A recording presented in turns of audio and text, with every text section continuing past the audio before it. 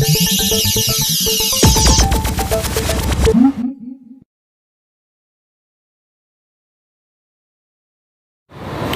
I'm Matt Gallagher from What Digital Camera magazine, and I'm here to review the Nikon D3000 budget DSLR camera.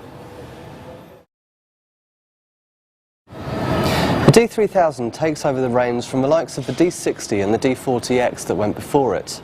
Although this is essentially a no-frills camera, it does have some really interesting highlights, including an 11-point AF system, a new guide mode, a graphical interface, and most importantly, the Nikon F-mount on the front, which will allow you to use any of the Nikon range of lenses.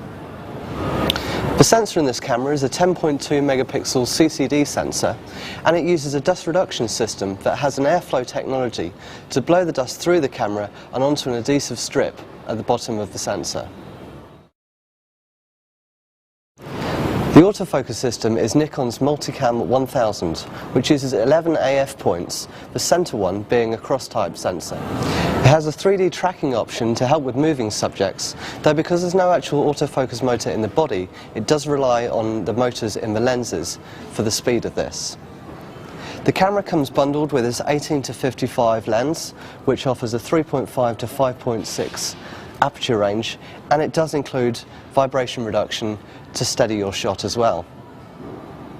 In terms of look and feel, this camera has a striking resemblance to the previous D60, but that's not a bad thing. This camera feels great in the hand and it's great fun to use.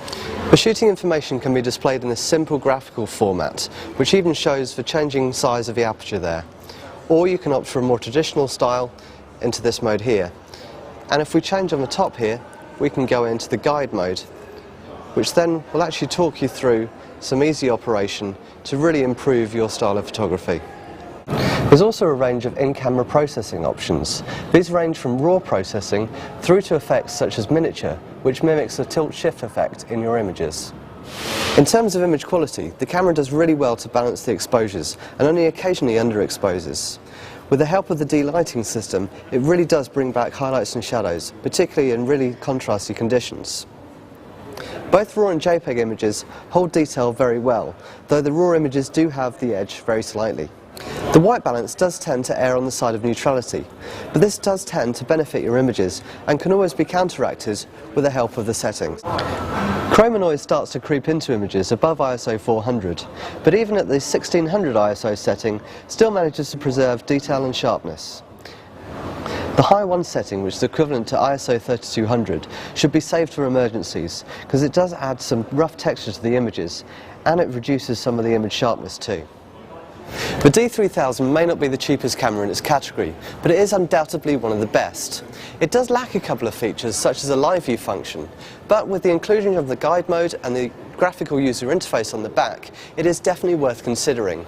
This is why we gave this camera the recommended score of 86%.